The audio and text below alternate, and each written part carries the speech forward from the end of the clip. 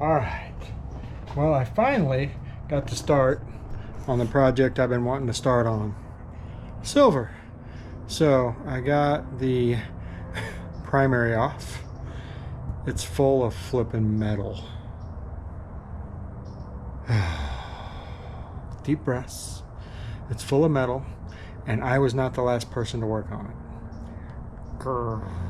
All right, let me show you what happened. So, when I was in Michigan,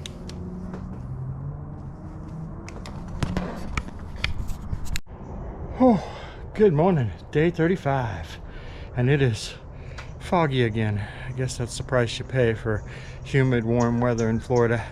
Anyway, workout's done. I think today was my record day.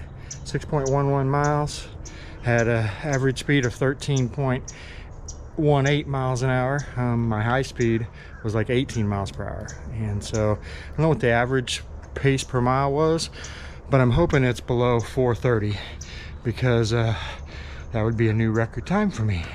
So we'll see. I'll let you know later when I get to that point. Hopefully today's project I can start tearing Silver apart and getting ready to redo her this winter. So anyway, I've earned my coffee. Again, Happy New Year, and we'll see you in a bit. All right, guys, so the project is at least started.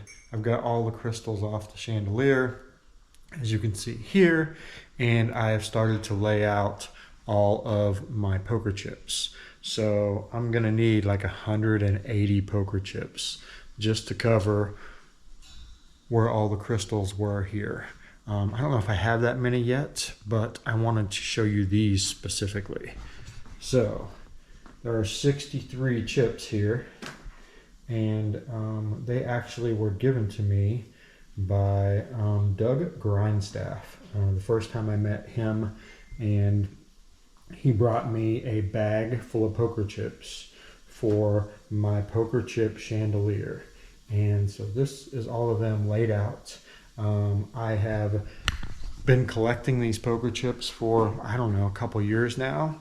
So I guess if I don't have enough, I will put all I have on here, and then I will collect more until it's completely finished. So I'll lay the rest of them out here and show you what it looks like in just a few. All right, guys, so I was wondering if I would have enough poker chips. I needed 182 to hang one on each ring of the chandelier. I had 192. So I'm 10 over what I need for that layer. And I've got them all laid out there, as you can see. So I've got enough chips. Now I've just got to get the bulbs in, take it down, paint it. Still have a lot to do. Damn it. All right, back to it.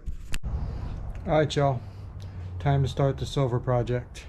Time to get it all taken apart. Notice it's still on my floor jack. So I was going to buy a motorcycle lift.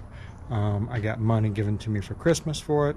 And, you know, I looked at a bunch of them, and then I decided, you know what? I always hear in my videos that they like that I do all my stuff like on the ground or on a lift that the normal average person would have at their house. And you know what? I'm gonna do all this work using that floor jack as well, because you don't need a fancy lift at your house to be able to do all the work on your motorcycle. So follow along as I take this thing all apart and put it all back together.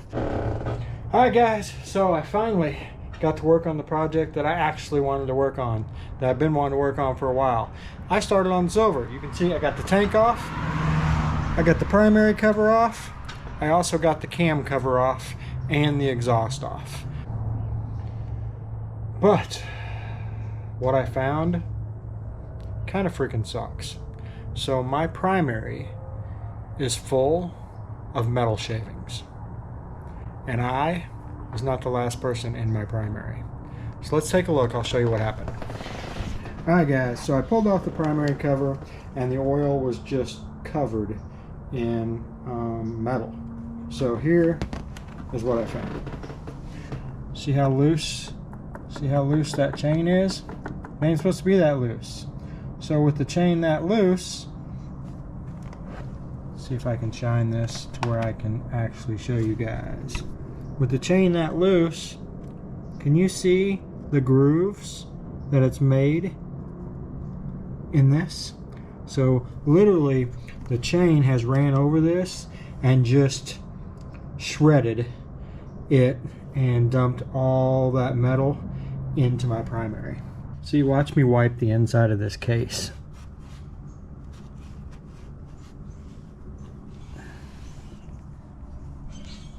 Can you see all the metal?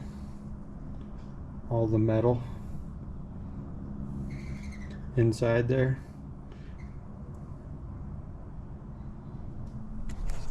That sucks. And so the reason I say I wasn't the last person in the primary, on our last big trip, my stator went out. And so I had to take it somewhere and have them put a stator in it.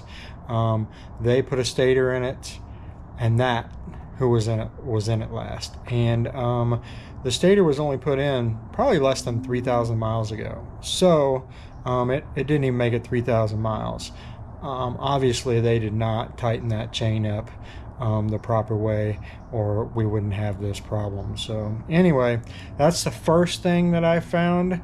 I don't think the case is like damaged to the point where I can't use it. So I'll clean it all up, I'll adjust the chain, and hopefully we'll be good to go from there. But man, it just sucks when I don't do it myself. It seems like every time something like this happens, and I don't know why. I mean, I used to work on cars. Stuff like this didn't happen to me. Maybe motorcycles are just different. Maybe I just don't understand. But damn it, makes me be like, I never want anybody to work on my bike but me. And when you're on the road, that's pretty hard to do.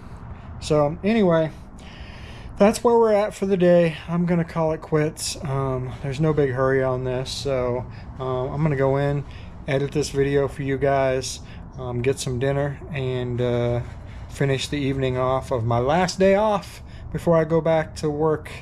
Although I worked most of today before I came out here. Oh, fuck it. Never work for yourself, guys. Anyway, we will see you tomorrow.